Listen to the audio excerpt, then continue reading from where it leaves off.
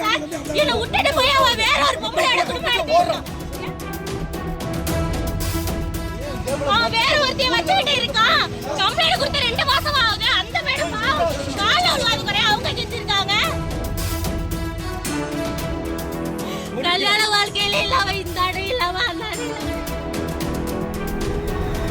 தொடவே இல்லை சார். என்ன மாசமா இருக்கன்னு சொல்லி அதான் இருக்கன்னு சொல்லி இதா இருக்கன்னு சொல்லி யார் அடிக்க கூடாது. அப்புறம் ஏன் தப்பு பண்றாங்க? அப்ப பொம்பளை பிள்ளைக்கு தப்பு பண்ண அவனே பிடிச்சு வைக்கிறாங்களே. ஒண்ணு வாழ்ந்தா எல்லாரும் நல்லா வாழணும். இல்லைன்னா யாருமே வாழக்கூடாது. என்ன பொறுத்தளவு என்ன கல்யாணம் பண்ணி விட்டுட்டு அவன் வேற ஒரு பொண்ணோட சந்தோஷமா இருப்பான். நான் மட்டும் தினம் எல்லார்கிட்டயும் பதில் சொல்லிட்டு புருஷேக்கணும்.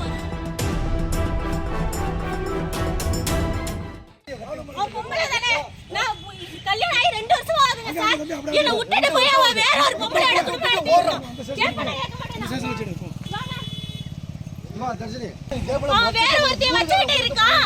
கம்ப்ளைண்ட் கொடுத்து 2 மாசம் ஆகுது. அந்த மேடம் கால உழுவாது குறைய அவங்க செஞ்சிருக்காங்க.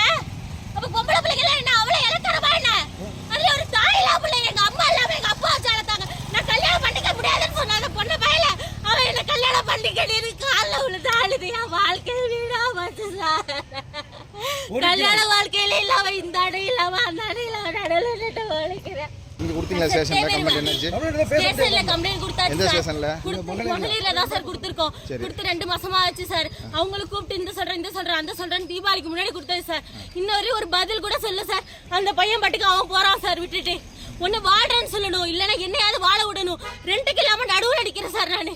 என்ன சொல்றாங்க ஸ்டேஷன்ல? விசாரிச்சாங்களா? நடவடிக்கை வெளியில நில்லுமா அப்படின்னு சொன்னாங்க சார். நாங்க வந்து நிக்கிறதுக்குள்ள என்ன புடிச்சு போட்டு அடிக்கிறாங்க சார். எங்க அப்பாவை தூக்கி போட்டு அடிக்கிறாங்க சார்.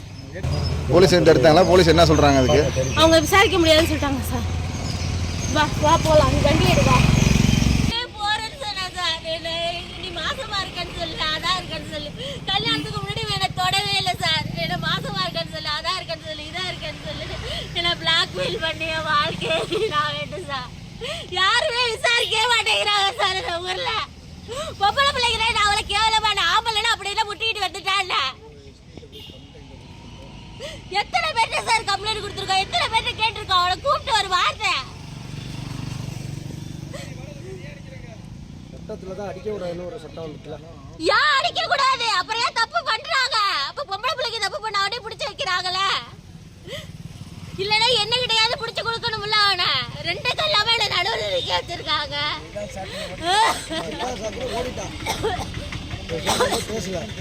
அவன் ஓடுனாலும் அவனை விட மாட்டேன். நான் உங்க வீட்டுக்கு போக வைப்பேன்.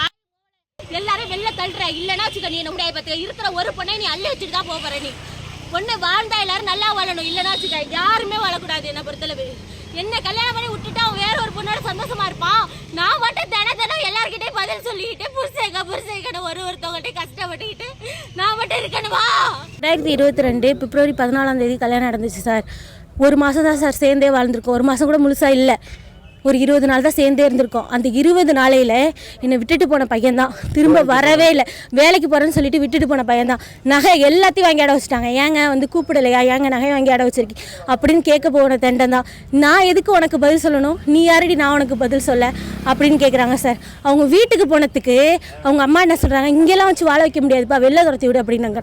இதுக்கு முன்னாடி நான் ஓடி போனப்பையும் சரி என்னை வச்சு கம்ப்ளைண்ட் கொடுத்து நான் மாசமாக இருக்கேன்னு சொல்லி உங்கள் அப்பாவோட சேராது அப்படின்னு சொல்லி என்னை பிளாக்மெயில் பண்ணி கல்யாணம் பண்ணாங்க சார். கல்யாணம் தன்னை கூட அடிச்சிருக்காங்க சார். அந்த ஊர்காரவங்க மக்கள் எல்லாருமே பார்த்துருக்காங்க. அந்த ஊர்காரவங்க எல்லாருமே பார்த்துருக்காங்க.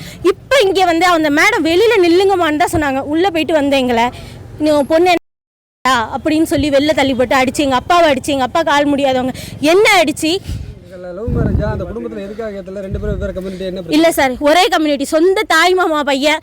நாங்கள் ஓடி போயிட்டோம் தான். ஆனால் நாங்களாம் தாலி கட்டிக்கல. ஊருக்காரவங்க எல்லாரும் வந்து பெரியவங்க மெச்சி எல்லாரும் சேர்ந்து ஊரில் பணம்லாம் வாங்கி அப்புறம் தான் சார் கல்யாணம் பண்ணாங்க. ஊர் கோயிலில் வச்சு தான் கல்யாணம் பண்ணாங்க.